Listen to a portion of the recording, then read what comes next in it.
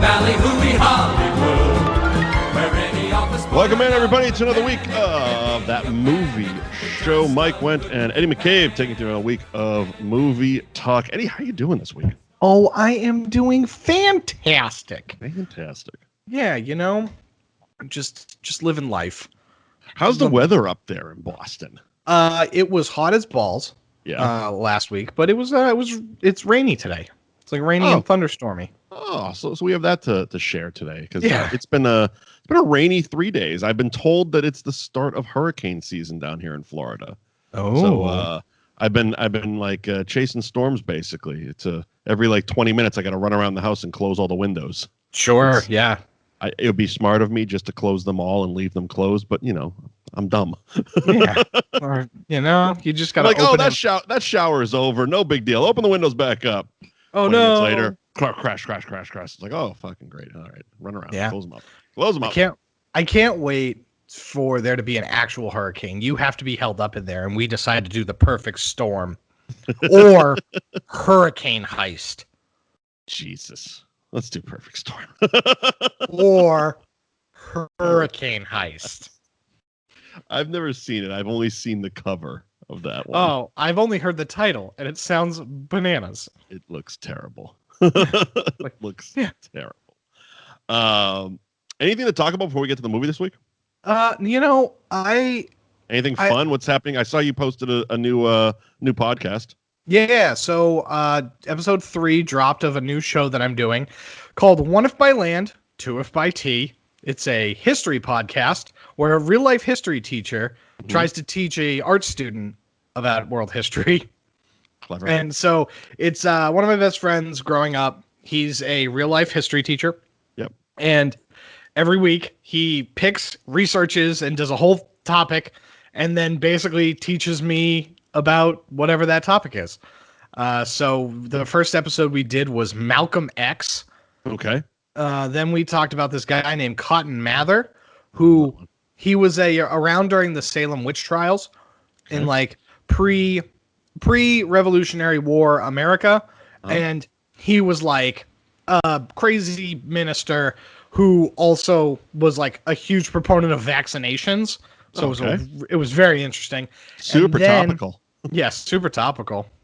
And then the episode that dropped today, as of this recording, was about Richard Nixon and Lyndon B. Johnson and the transfer of power during the Vietnam War.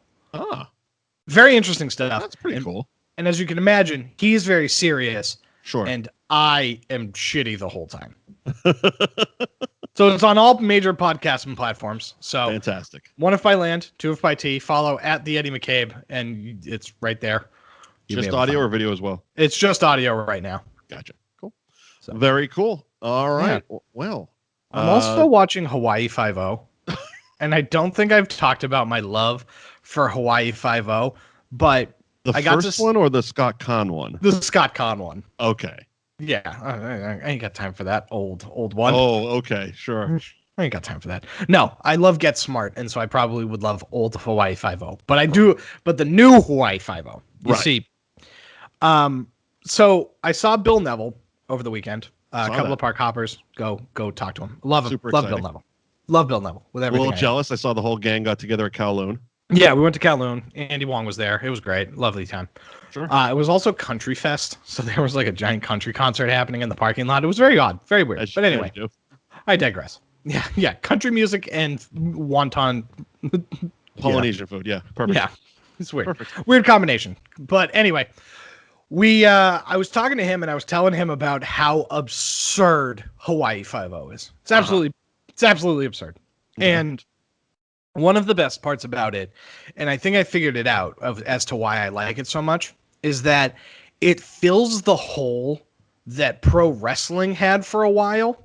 Where it's that perfect blend of action and bonkers silliness. Yep. And so I was like, that's why. Because I fell out of love with pro wrestling. Yep. And the Hawaii Five-0 has filled that gap. Well, that's fantastic. So to segue from pro wrestling, I'm in the middle of fucking 2002 TNA for my other podcast. Gross. The original run of NWA TNA, where it's basically all Vince Russo all the time. Yeah. It is awful. Yeah. Now that's before Sting, right? Oh God, yeah. This was the 99-cent pay-per-view days. We started with the $9.95 pay-per-views, weekly pay-per-views. And I think we're just going to do the first year, just 2002. Yeah. But yeah, like everyone that decided they didn't want to go to rehab but get fired by WWE is showing up. So, we got the Blood Dog and Scott Hall and Brian Christopher.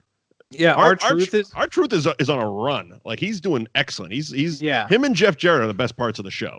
Absolutely. So I loved TNA, and I loved TNA like a little bit after this era.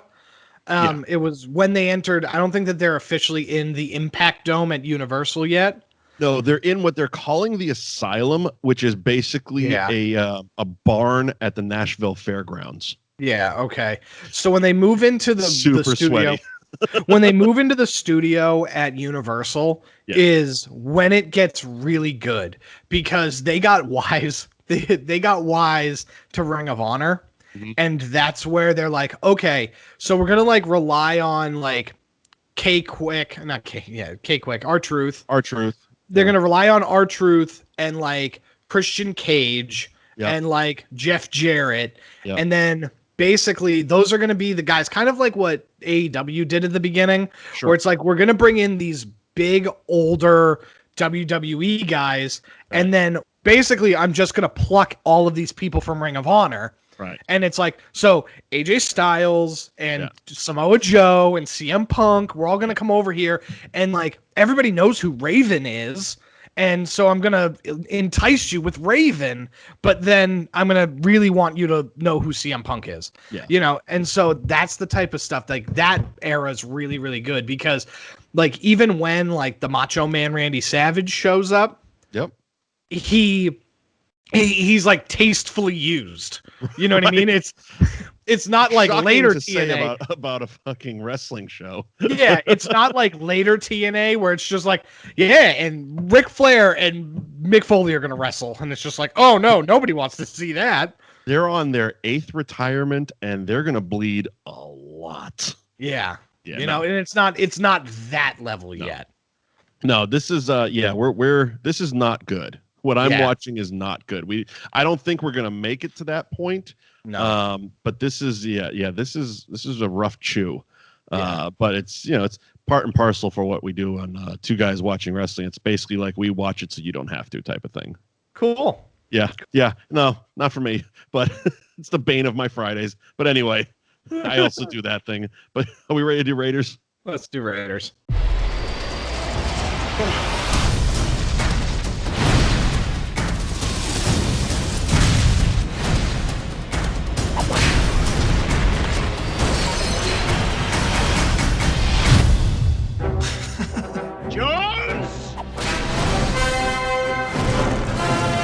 Always knew someday you'd come walking back through my door. Dad! Ah, Dad! I'm going after that truck. Oh. I don't know. I'm making this up as I go. You know how to fly, don't you? No. Do you?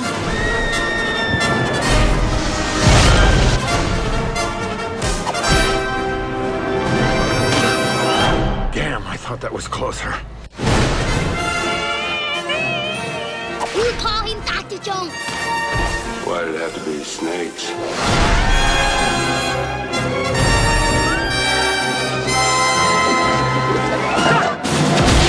Trust me. Raiders of the Lost Ark, or as it has been retitled, Indiana Jones and the Raiders of the Lost Ark, was released 41 years ago this week. God, I feel old. June 12th, 1981. It had a budget of $20 million. That is shockingly low. Right. And it came back with $389.9 million at the box office. It was directed by Steven Spielberg. The screenplay was written by Lawrence Kasdan, story by George Lucas and Philip Kaufman, Stars Harrison Ford, Karen Allen, Paul Freeman, Ronald Lacey, John Rhys-Davies, Denham Elliott. It's, in my opinion, like as a kid growing up in the 80s, this was my shit. Right. This, like, I wanted a bullwhip, I wanted a satchel and a fedora and a leather coat. Like, Han Solo was my dude in Star Wars, and he just came onto this screen and he's whipping Nazi ass in this movie, and it's like, this is the coolest thing ever. And going back and watching it 41 years later, it's like, not only is it still one of the greatest movies ever made, watching it from a more critical eye, the pacing of this movie might be perfect.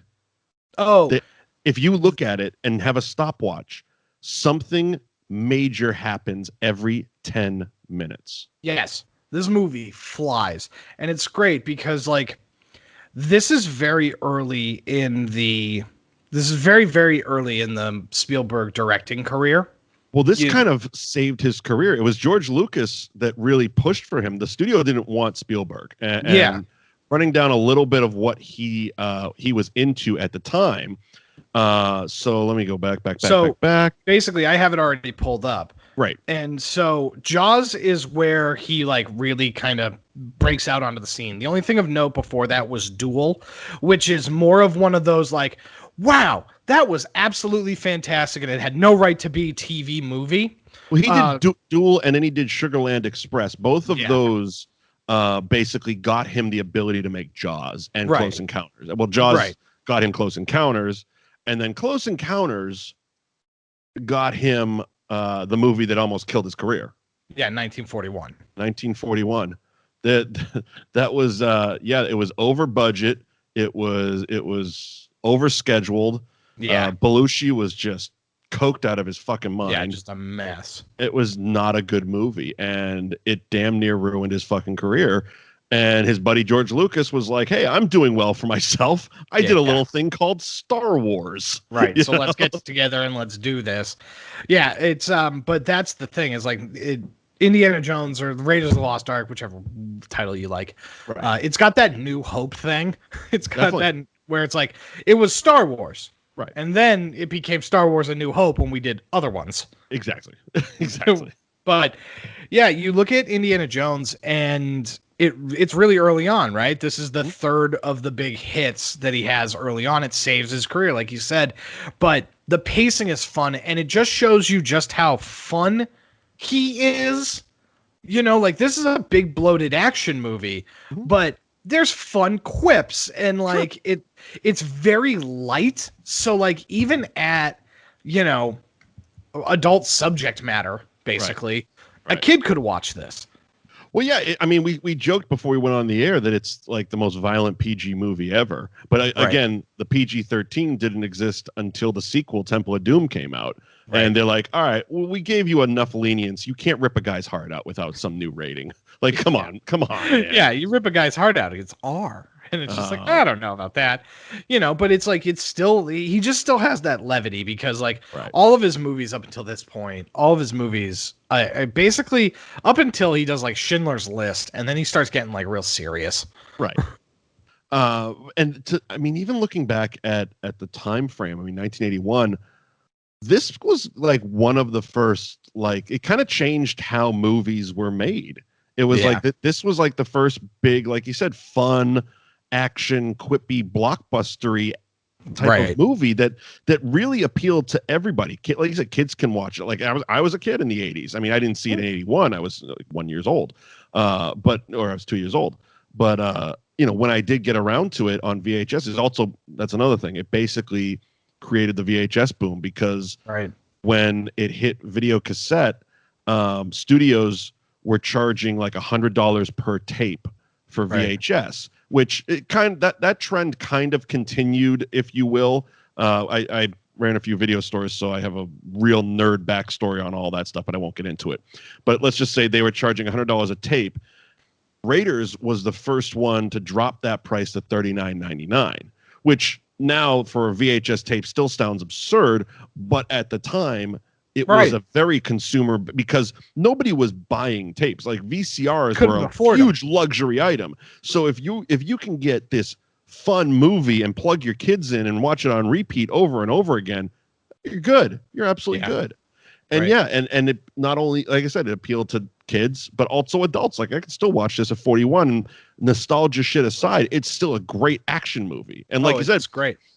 The adult themes you pick up on as an adult. As the kid, you're just seeing Han Solo whip Nazi ass. And you don't even know what a Nazi is back then. Yeah, you just know they're the bad guy. Yeah. But yeah, there's like a whole thing. There's a whole thing, and it was funny because I have seen this movie a million times. Right. And for some odd reason, this was the time that I picked up on when he's talking to Marion, and she's like, I was a child. And it's just like, whoa, what? Yeah. Because they don't really go into what happened. No, they don't. I guess Karen Allen's, because obviously the 40th anniversary. I said 41, but 40th anniversary was this past weekend. Yeah. And I guess she's been asked a bunch about it, and it's been brought up because of course it has that. Yeah. It's like it's an iconic movie. That's the one thing anybody wants to fucking talk about. Was Indiana Jones a pedophile or whatever the fuck it was? It was like, I'm not here to debate that at all. No. I will say times in I believe that would have been 1930 something. Yeah. Also, the thing is, it seems like Marion's dad wasn't awesome either. If you read between those lines. Yeah. It feels like they're age contemporaries, right? I mean, obviously they end up getting together at the end of the movie, right. Marion and Indy. So I would assume that like Indy is her dad's like protege while he's in college, and Marion might have been like a high school senior or a freshman in college. You know what I mean? So it's like, it's one of those type of deals where they're like close. I think there was a line in the movie that actually said it. I want to say, I mean, again, it makes it weird to think about how old Indy would be now then, but I want to say somewhere I heard them say something like he was 38 and she might have been like 12. Oh, see, that's not okay. But that doesn't make any sense because he looks 40 in the conversation they're having. So I could be way the fuck off. Yeah, I don't know. It felt like it was one of those, like, he was the star pupil while he was in college. This was his like college age daughter, but because she was like a little bit younger and his daughter, she was off limits. I'm thinking at the very least she was a teenager. Yeah. But nevertheless, I mean, that's also, I believe, because that was probably stuff that was from the Lucas story. Because I mean, George Lucas has a weird thing about relationships. Yeah. Think about if you think in the Star Wars prequels, Anakin Skywalker and Padme, he's a legit child. Oh, well, that one doesn't make any sense to me. I mean, and she doesn't age. Yeah, age doesn't make any sense to me in the Star Wars universe because our concept of age and time is based on our planet going around our sun. Right? And so it's like Yoda is like 1,000,000 years old, right? But then like Obi-Wan Kenobi ages like a human.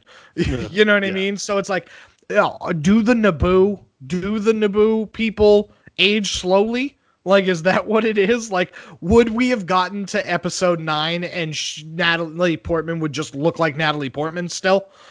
You know what I mean? Like, because I don't understand why Hayden Christensen is all of a sudden like Hayden Christensen. Yeah, he goes from a literal boy child to, you know, a mid to late teens adult. Yeah. It's weird. I don't, but again, that's a George Lucas thing. I guarantee it. And it was probably one of those things. What's that movie with Jodie Foster? Right? Which one did he do with her? Didn't he do the one where Jodie Foster gets sexually assaulted? No, that was Dennis Hopper. That was I think it was called Backtrack or something like that. But I believe that was Dennis Hopper that directed that one. But I could, because all I can remember. You know what you're thinking? What? I know exactly what you're thinking of. South Park spoofed that movie and had George Lucas raping Indiana Jones on the pinball machine. Yes, that's exactly what you're thinking. That's what I'm thinking. No, that was a Dennis Hopper movie with Jodie Foster that actually happened in. But that's what they were spoofing. Yeah. Yeah. Okay. Jesus Christ. Yeah, that is exactly what I was thinking of. Not okay. Not okay. Not cool. okay. Not okay. Not cool at all, man. I just because I think if you're listening at this point, we need to just have the actual disclaimer. That movie show does not condone sexual assault Of any kind. of any kind. Of any kind. No, not okay. But it is a comedy podcast. It is. But yeah, they obviously they brought in Lawrence Kasdan to do the screenplay for it. And again, it was like, you look at this movie and it's kind of like the perfect storm of everything coming together. Sure. You know, between the cast and getting Spielberg because he was cold at that point. Lucas coming in, bringing in Kasdan, who had done, you know, he wrote Empire Strikes Back. He went on to do Body Heat and Big Chill, Silverado. He's a fantastic writer. Of course, the Star Wars movies he continued to help on. Even just watching some of the credits. I forgot Alfred Molina was in this. Alfred Molina. He's very young in the opening scene there. And Steven Spielberg's assistant on this movie was Kathleen Kennedy.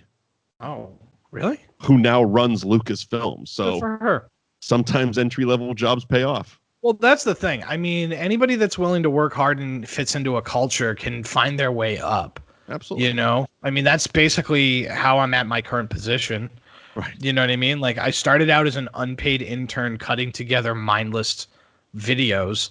Mm-hmm. Like, not even the sketches. Like, they didn't trust me to do the sketches. It was just like, put a tag on this, put a tag on that, and that's it. You know what I mean? And I was unpaid, and now I'm running the, like, new media department of this global comedy club. So, you know what I mean?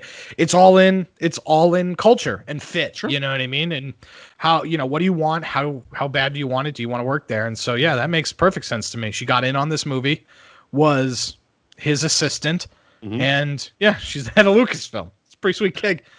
Have you looked into some of the casting choices for Indiana Jones before Harrison Ford?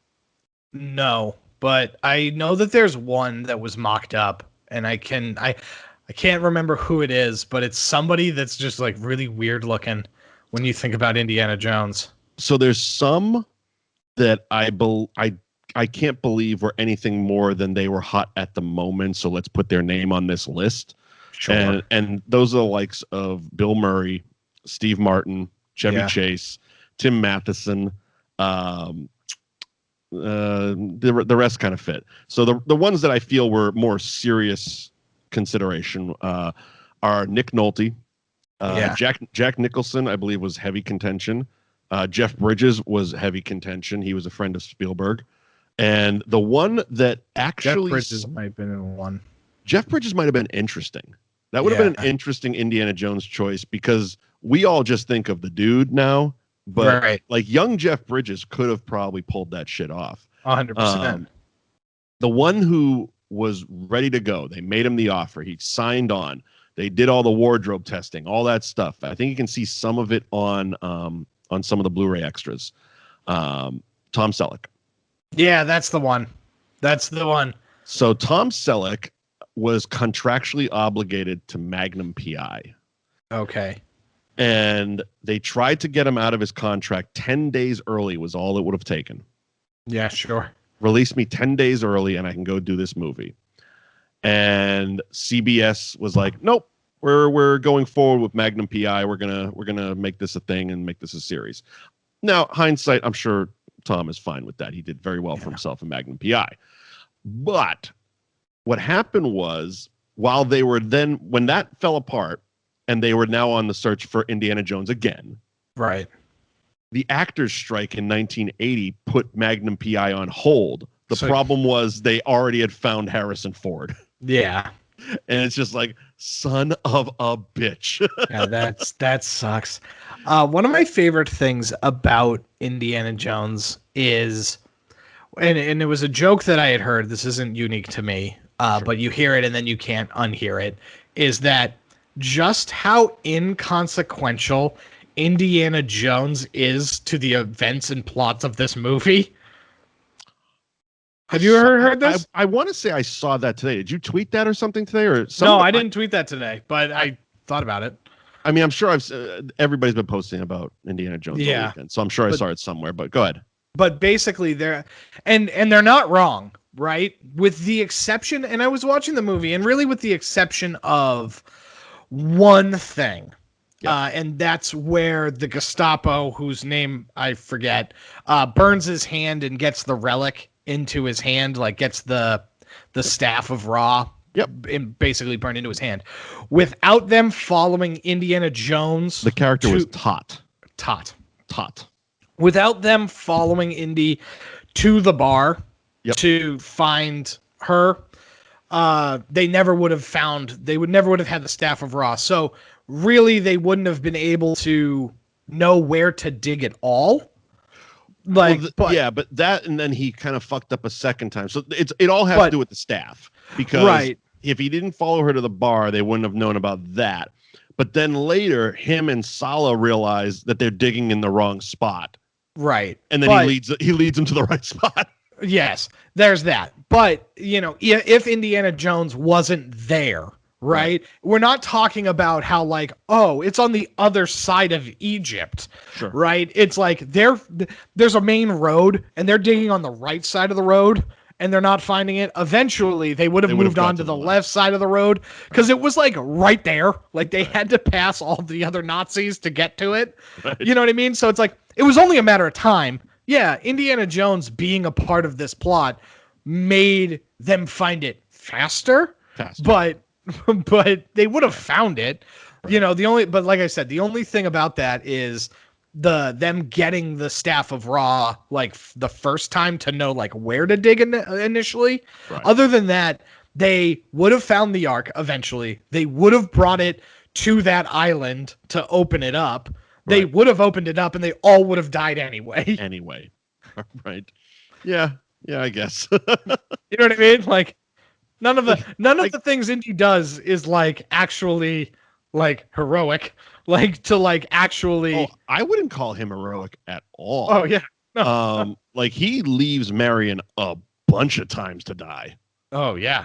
And my thing about it is and they tried very hard, I guess as hard as they could with the character of Indiana Jones, to make those two a romantic thing. But it really isn't. Indy is clearly in love with the Ark and finding the Ark. Yes. And Marion is very tertiary as far as his interests are concerned. It's proven because he keeps letting her get captured and then not saving her. Right. There's a thing in they filmed in Tunisia. So a lot of this looks like Tatooine because it is. And it's that the canyon there that R2-D2 and the Jawas fought in is where Indy has the rocket launcher, and he's like, I'm going to blow it all up if unless you let the girl go. Just let the girl go, yeah. And Belloc is just like, fucking blow it up. You want this as much as I do. And he's like, you're right, keeper. Yeah. Hey, you're not going to blow this up. It's the greatest archaeological find of all time. You're not letting that go. That's also and it's not just Indy, even he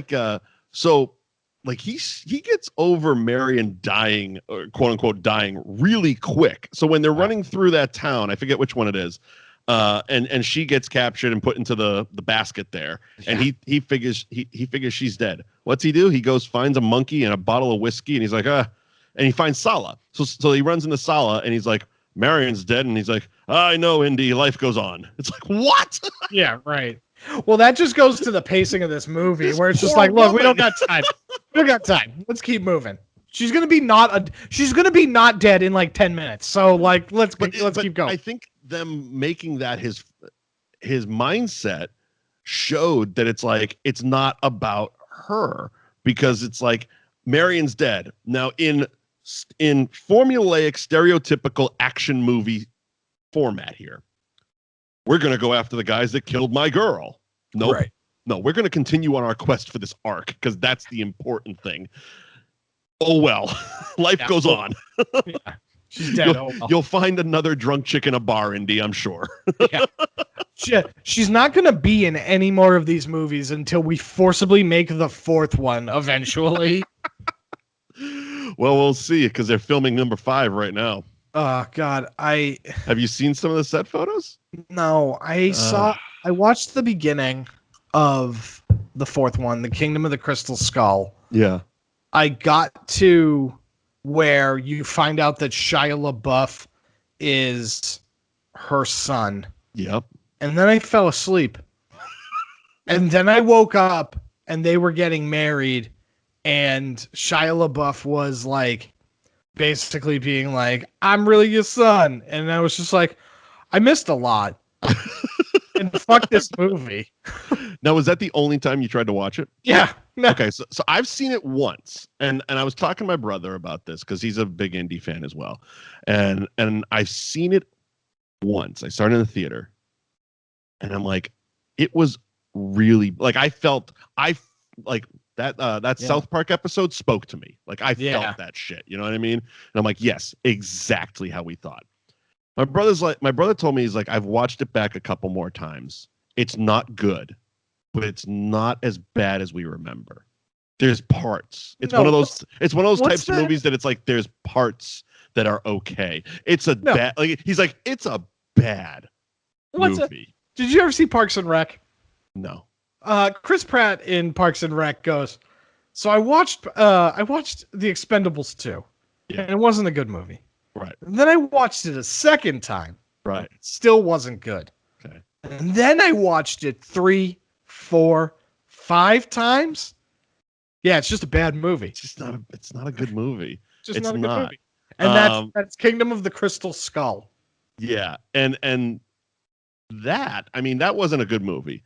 And I don't have it in front of me. I don't know what it made for money, but I feel like they were giving that mantle to Shia LaBeouf. Yeah. And it's like, wow. Like I have to imagine his personal life weirdness. Yeah. They were just like, all right, let's put this series on pause and we'll retcon that in 20 years. Yeah. Harrison's going to be 80. We don't have to worry about the kid anymore. Yeah. The whole thing's going to be really stupid because it's going to be interesting because I mean, it's Lucasfilm, which is owned by Disney. Right. Even though it's a Paramount movie, which kind of annoyed me because I don't have Paramount Plus right now. I know. Because you didn't get the crazy deal of like, look, here's the deal. If you just sign up, it to you and missed it by a day. Yeah, that was it. The deal was, it was just like, look, give us $20 and we'll give you Paramount Plus for a year. And I sent you the deal, and I'm like, okay, this is great. And it was like late at night. I didn't feel like turning my computer on, so I just waited a day. Yeah. And missed it. And I missed the fucking deal. So yeah, I haven't got it yet. I'm sure at some point I will get it. But yeah, you can watch Hawaii 5-0. It doesn't matter. I own these movies anyway. But yeah, right. But yeah, so it's like you feel like in the day and age of movies that we have now, they're going to want to make this a universe, a franchise. They're going to want to continue. Like 5 is not going to be the last Indiana Jones. Like that's not how movies are made anymore. You know what I mean? It's going to be, I mean, as long as Harrison Ford's alive and can put on a hat, we're going to do Indiana Jones. Which is really unfortunate because, like, Indiana Jones is not as interesting as Han Solo, and he hates Han Solo. You know what I think it is? I mean, it could be a number of things. Harrison Ford seems like, I've never met the man, but seems like a very grumpy individual. Yeah. It doesn't matter what he's doing or what he's talking about. He's just that grump. Yeah. You know what I mean? Yeah. And that works for a lot of his characters. Yeah. Like when he's punching Gary Oldman off of Air Force One. Having that type of personality, you believe he's a tough president. He fits right in as Indiana Jones. Even Han Solo. I mean, Jesus, Han Solo described as a scoundrel. It's like, that's how you feel about this guy. But I think a lot of his Star Wars disdain comes from the fans. Oh, probably. Because let's take a grumpy guy that, all he wants to do is fly his planes, get high, and do carpentry. Like, that's his thing. Acting is a very side job for him. Right. Acting allows him to whittle wood, fly planes, and get high. That's kind of what Harrison Ford wants to do with life. So having to going down the street to a grocery store to pick up your weed and having 15 nerds come up to you and be like, you know, when the Millennium Falcon. Yeah, right. Even me, a 42-year-old man, I geeked out when I saw the Millennium Falcon. I would totally be like, I'm not going to ask you a question, but fuck, I love Star Wars, man. You know? Yeah. So you got to imagine that shit wears on someone like him after a while. But yeah, and I don't know. I guess probably it has to be a fan base thing. Like I don't see a lot of Indiana Jones fans running up to him with like in-depth questions. Yeah, you know what I mean? Like there's just not that lore that exists around. Which is Indiana funny because Jones. Well, it's also not sci-fi, so it's all very much like, okay, I get what a Nazi is, and that I get all that stuff. Okay, fine. But I also, it's funny because, it's funny because Harrison Ford, also on set, is very much like you can see it in documentaries on the Blu-rays. He's a very inquisitive actor. Oh yeah, like. There's one of my favorite clips is from one of the Star Wars documentaries on the Blu-ray, where it's from the original Star Wars in '77, and he's sitting in the cockpit of Millennium Falcon. He's got his foot up on the dash, smoking a cigarette, and he just looks at George Lucas and he goes, "All right, how do I drive this thing?"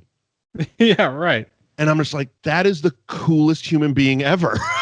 Yeah. You know what I mean? Yeah. It's Han Solo smoking a cigarette, trying to figure out how to drive this thing. It's like, that is so cool. And I guess on some of the Indiana Jones behind the scenes, it's like, it's the same thing. He's like really, really getting in depth with Spielberg, trying to figure out, why am I doing this? How am I going to do this? And what am I going to do this? And, you know, some things get changed. And of course, the historic shooting conditions of Raiders of the Lost Ark were terrible. Like on a good day, it was 130 degrees and 99% of the crew had dysentery. Yeah, the reason we have the iconic thing where the guy shows up with the sword and like starts flinging it around, and Indiana Jones just pulls out his gun and shoots him is they were supposed to have an elaborate fight choreography. This guy spent months practicing. Right, but he had dysentery and basically had to take a shit, so he just pulled out the gun, shot the guy, and then left. And then they were like, "Yeah, we should just do that. That should be the movie." Yeah. It makes all, and again, it's iconic now. Yeah. And it came out of necessity. It of course, nowadays it makes me think of the Ledger shoot we had. Yeah. Where I was running from the bathroom to the table to film things. It's like, I'm texting from the toilet. I'm going to be here until you need me. Yeah. Well, that's also my brains out.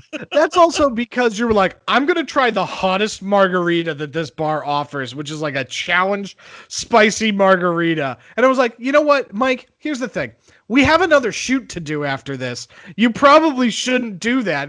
No, I got this. It's like, oh, those are famous last words. I'm going to drink pure evil. Yeah. I was like, if this was the last thing that we were doing, I'm 100% on board. Yeah. But I have more shit I need to put you in front of. Hey, but I pulled it off, right? And then we went to Kowloon afterwards. Yeah, we did. Yeah. That's true. Let's get the hell out of here. We got to go watch a podcast from Kowloon. Yeah. that was the purpose of our day. Yeah. We're done shooting. I don't want to shoot anymore. We got to go. Yeah, we got to go. We got to go to the Kowloon. Why? We're watching a podcast. We're such assholes. Well, you know, who cares? I wonder why we don't work there anymore. I'm too expensive. True. Well, technically, so are you. Yeah, I guess that was one of the problems. I guess that was one of the problems anyway. But yeah. So 130 degrees, over 150 crew members got dysentery. Steven Spielberg was basically one of the only ones that didn't get dysentery, because Steven Spielberg, I guess, brought a suitcase full of SpaghettiOs. Okay, yeah. And that's all he ate was cans of SpaghettiOs. Fucking, that's brilliant. I'm going to this place. I don't know if I'm gonna trust the food. Load up a suitcase of SpaghettiOs for me. That's awesome. Smart. Let's see. George Lucas suffered severe sunburns and facial swelling. Apparently, it never went down. It's a joke. He has a big head. Let's see. Fun. Yeah, I mean, it was It's a rough shoot to say the least. Yeah, it's brutal. But it's an apps. I just watching it today, and the music was fucking amazing. Like like I said, the movie is damn near perfect. Like, yeah. From pacing, the writing, the filmmaking, the changing of the way action movies were made. And the music. Was it John Williams, I believe, right? Yeah, of course. Yeah. I mean, unbelievable. And the fact that it's a 1980s, early 80s action movie with some effects, and most of them hold up. The ghosts at the end aren't great, but the face melting and Belloc's head exploding, it's like, that's pretty damn good. Practicals will never not look good. So there's that. And then dead Alfred Molina was not on point. I think they might have molded somebody else's face. Yeah, maybe. But even the ghost, it works because it feels, and maybe this is just me and because I'm a dork, but it feels like Charlton Heston 10 Commandments. Okay. You know what I mean? Like, it feels right out of that. Which makes sense because that's what was attacking them. Yeah, you know what I mean? So it feels like it would have been at home in that movie. So that's why I kind of give that a pass. But yeah, one of the best sequences. And because it is the anniversary, it is the Indiana Jones stunt spectacular that basically happens this entire movie. It's this whole movie. That was another thing I was thinking of. I'm watching the Cairo. It was Cairo, right? That was a little city they were running in. Yes. And I'm watching it being like, this is literally beat for beat. The music, the punches, like they pump the punch sounds, which I looked up is a baseball bat hitting a leather coat is how they did the punch sounds. Cool. Loudest punches ever. Indy's little revolver sounds like a goddamn cannon. Yeah, it does. But yeah, it's the whole Disney stunt show. Yeah, they do the whole thing. And it's fun because the only thing that they do different from the opening sequence is instead of the pressure plates releasing darts that shoot, it's the spikes. It's the spikes that shoot up, which is visually much better for that stunt show. But, you have him running away from the ball, and you have him fighting the giant jacked Nazi, in front of the airplane. Who also apparently was one of the stunt guys in the bar scene with Marion, and he died in that one too. So he died twice in the movie. Sure. Yeah. Good for him. I guess he was I want to say an Austrian wrestler or something like that. Yeah. Big dude, big bald dude. Huge. Yeah. It's huge. But yeah, it was great.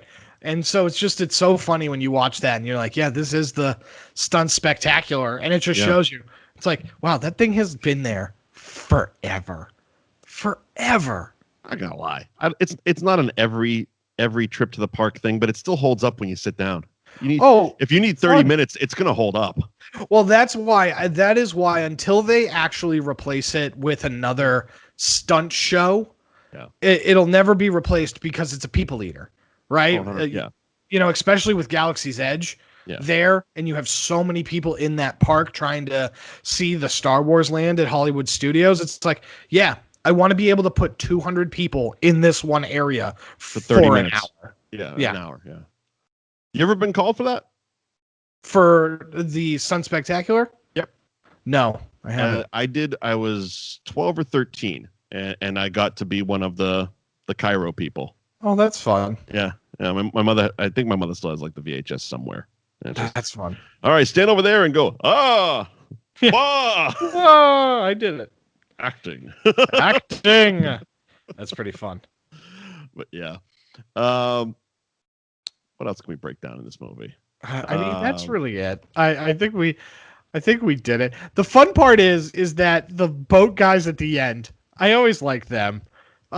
Because that scene had me thinking today. I'm like, remember when Somali pirates weren't bad? Yeah, right. They just have these Somali pirates, but it's so funny because they don't know Indiana Jones. Not at all. Like they don't know Indiana Jones at all. And like, good. The guy like helps him out by like lying for him because he's like, yeah, I murdered him, and I'm like gonna basically turn Keeps the women. yeah, we're keeping the woman and we're gonna make her a sex slave. That's what we're doing. And it's just like, okay. And the Nazis are like, look, that's not evil enough. We're evil Nazis, and we need to do more evil shit with her. Good for you. We're taking the woman. Yeah, we're still taking the woman. And so then they all leave the boat, and basically they're like, oh my God, where's Indiana Jones? We can't find him. And then he's like, he's on the submarine. And they all start cheering like it's Peter Pan. Yep. It was hilarious. It's, it's a very silly moment in this movie, especially after 40 years of it. Yeah, them like, it's like, oh, there he is, and it's like, oh, okay, good. And yes, the applause. Yeah, it's the applause, because it's just like, where the hell is this guy? Like, because in reality, it's like, okay, where is this guy still on this boat? Like, are we still gonna follow? I don't want any more trouble. I just want to get where I'm going. You know what I mean? But no, it's like, oh my God, it's Indy. He's on the boat. He's on the boat. Yes. They basically represented the audience. It was Indiana Jones taped in front of a live studio audience. Yeah. Oh my God, it's so funny. That's the funniest part of this movie, just because it's the context. Again, it's just like most of this crew didn't meet Indiana Jones. No. Like, just straight up don't know who the guy is. No. And then the captain knows who he is, but I'm pretty sure the timeline is Indiana Jones boards the boat, goes into his cabin, Marion tries to have sex with him, he passes out, and then this happened.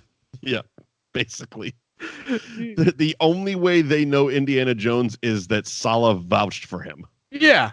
Sala knows the captain. The captain knows Sala. Sala says, these are my friends. They're like my family. Take care of them. That's it. That's it. A couple hours later, Nazis are boarding your ship. Yeah, you don't want any part of that. I don't care how nice of a guy Sala is. That's a hard pass on me. I'm like, oh, they're downstairs. They're right there. Take the woman too. Yeah, take the girl. Get out of here. We got other pirating to do. Yeah. Like, you know what I don't need? I don't need Nazis to be a part of this. Nazis on this ship. I don't need Nazis on this ship. I mean, we're lucky you didn't shoot us all for no reason. Because for some odd reason, somehow you're nicer in the movies. Imagine that. Like, somehow, because we have a PG rating, you're nicer. You're the nicer Nazis. Yeah, you're the nicer version of the Nazis. God, well, the funniest part was like assholes. Like, even like Belloc, who wasn't a Nazi, was kind of like bossing the Nazis around. Yeah, because he's like, I don't know, he's like an archaeologist too. I'm gathering. Yeah, he's him and Indiana Jones are rival archaeologists. Which I've seen people post about how like actual archaeologists are like, these people are grave robbers. Please don't associate them with us. Yeah. That's like they're thieves and criminals, and we don't carry bullwhips. Yeah. Well, because Indiana Jones steals the ancient artifact to put in a museum. Right. And Bullock steals the ancient artifact to sell it at auction. Yeah. That's the only difference. Yeah. Basically. But they're the same person. Oh, like 100%. And he even says that at a certain point. Belloc says that. He's like, you're like, we're 1 degree away from each other type of thing. Indy, we're not so at the beginning. you and I. Exactly. That was the line. Indy at the beginning and the end of the movie with the office. I don't know what they are. The government people or the college people, maybe. Both are funny scenarios. The first one's funny because, again, it's I love how, like, for our hero, he's a really shitty person. Yeah. He's just a dick. And like, he's trying to explain, he's like, oh, inside the Ark is the 10 Commandments. And they're like, what do you mean? Like Moses and shit? And he's like, yes, Moses came down with the stones and they broke and they put the pieces into the Ark. Didn't you guys ever go to Sunday school? Yeah. He's just like, God damn it, man. This is like, you're telling spook stories here. Am I supposed to believe everything you say? Oh, yeah. Well, it's but also really They fun. get him back at the end, though. Yes. Top men. Top men. It's very funny, but it's like, also, isn't the Covenant... Okay, I'm going to see if I can say this delicately. All right. I'm pretty sure it's the foreskin. So, like, okay. You're going to have to clarify your statement here, Ed. Yeah, I know. Whose I foreskin? know. I don't know. I don't know whose foreskin it is, but I'm pretty sure it's foreskin. Wait a minute. Because you mean the definition of the word covenant? Not the definition of the word, but so it's based on, if I remember correctly, the covenant that the Jewish people, which this version of the covenant is about, okay, is snipping off the foreskin.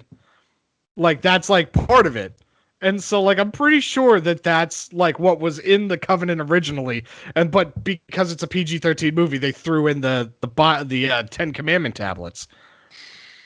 I am not getting that on Google yet. Let's try covenant. But here's the foreskin. thing. I'm about.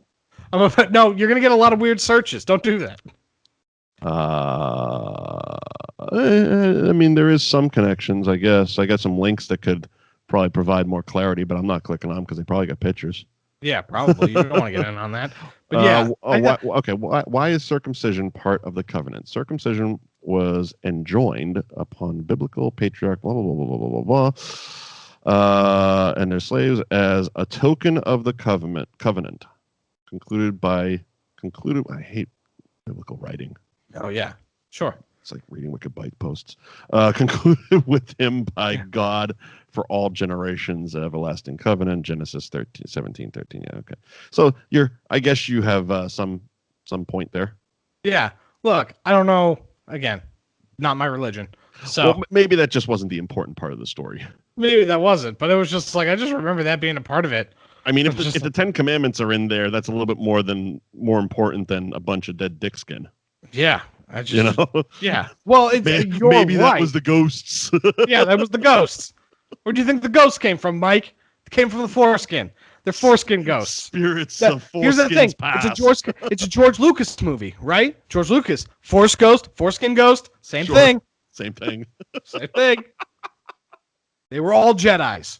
That was it. Holy shit. That's it. Are we really going to wrap up Raiders on a foreskin talk? Yeah. Here's the thing. We're probably not going to get to Temple of Doom and The Last Crusade. Someday, who the fuck knows? At some point. They're coming out with 5, so we're probably going to do one of them at that point. Yeah, but we're not going to do Crystal Skull. I don't care how bad of a movie it is. We're not doing that one.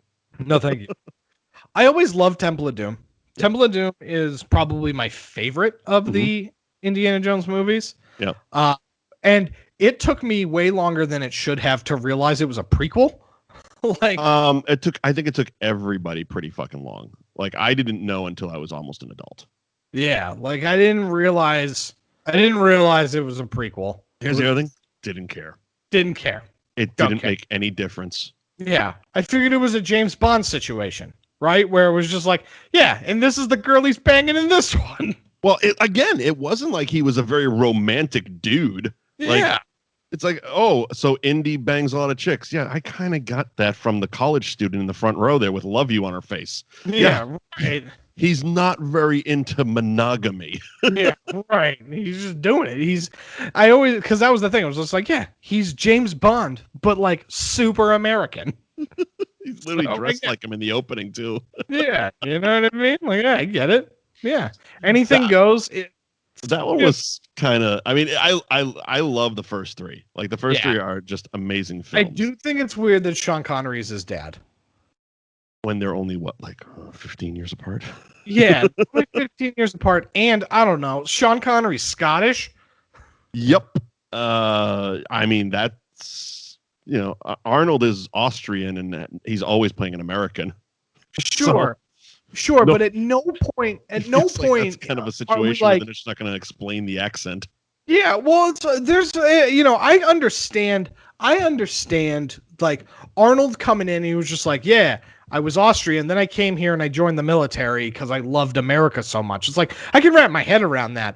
I don't understand how Sean Connery has a thick Scottish accent. Sure. But then just his son, who isn't much, like is only a little younger than he is, doesn't have like any accent at all. Like, and this is going to be a bad example, but it's the only one I can think of at the moment, is that I know a guy who both of his parents are deaf, right? Right. And so they kind of speak English, but in the way that like people that are deaf can speak. And so they have like a little bit of a, like an inflection in their vocal sounds. He has a little bit of a weird inflection with his vocal sounds, and he attributes it to the fact that he learned from his parents who are deaf. You know what I mean? And so it's that same thing where it's like, you know, my buddy, another one of my friends, his parents are both New Yorkers. He grew up here in Boston, but he still has New York inflections in the words that he says. And so it's really weird that Indiana Jones has no Scottish inflection and Sean Connery is super Scottish. Also, Highlander, the funniest line in that movie is when he's looking at Lambert and he's like, so what is this haggis? Because he's playing a man called the Spaniard. And he's just like, I've never been here before. And it's just like, are you fucking shitting me, Sean? Are you fucking kidding me? You are the Loch Ness Monster at this point. So I have 3 theories on that. Okay, go ahead. Okay. Well, not really theories, but okay. First of all, Harrison Ford is only 12 years younger than Sean Connery. Yeah. 2. Harrison Ford's Irish accent in Devil's Own. Don't want to see him doing accents ever again. Okay. But the actual theory behind it is it doesn't seem like they're very close, so he might not have known his dad very much in his formative years. Like, sure. Whatever, I don't even know what his name was, but Dr. Jones Sr. could have just kind of landed in Southern California, got around a bit. I mean, he is James Bond. No, Indiana was the dog's name, remember? Yeah, right. We named the dog Indiana. And so he might have got around a bit and had a couple of kids around the way. And Mrs. Jones raised him. And, you know, over the years, as he got older, you know, kind of had those archaeology tendencies. So dad might have popped in and out, but it seemed like very much like Indiana Jones, that Dr. Jones Sr. was off on his quests and his excursions a lot. So it's kind of that could be the really loose reason why. Maybe. There's none. I do like the fact that, you know, they're still trying to bang the same girl in that movie, though. That's true. And she seems with it because she's also a friggin' Nazi. Yeah. Yeah. And then the series jumped the shark it nuked the fridge. It nuked the fridge. It nuked the fridge. It definitely nuked the fridge. Yeah. It's kind of like latter-day diehards. We just don't even think about them. There's only 4 diehards, and the second best one is Last Boy Scout. Yeah, it's true. That's Raiders. That's Raiders. All right, that's Raiders of the Lost Ark 40th anniversary coming up next week. We pushed it this week, obviously, for the anniversary of Raiders. So we're going to get back to Kung Pao, Enter the Fist, recommendation by Eddie. So send the hate mail my way. We'll see. We shall see. You know they're not going to. You know they're just going to attack me for no good goddamn reason. They are. Well, that's the best part of this show. I get to do, you know, a 5-minute monologue about, you know, Jewish foreskins, and you're going to get the hate. I'm going to get the hate mail. Yeah. The John Candy Alliance is still coming after me, and I love the man. I watched Great Outdoors the other day. I love the man. Trains, Planes, and Automobiles is a garbage movie. Yeah, you are just un-American. He's Canadian. I was getting to that joke. Thank you for joining us on That Movie Show. You can follow Eddie and myself on social media at Mike Wendt, at the Eddie McCabe, hashtag That Movie Show. The website's thatmovieshow.net. The Facebook page is facebook.com/thatmovieshowtv. And where can we subscribe to your new one? You just search 1 If by Land, 2 If by Tea. Mm-hmm. It's very lengthy, but it's a weird Boston historical reference. And you can also find it on Eddie's social media, so at the Eddie McCabe there. And we'll see you back here next week for Kung Pao, Enter the Fist. Bye, everybody. That's Hooey Valley, Hooey Hollywood, where any office boy or young McCabe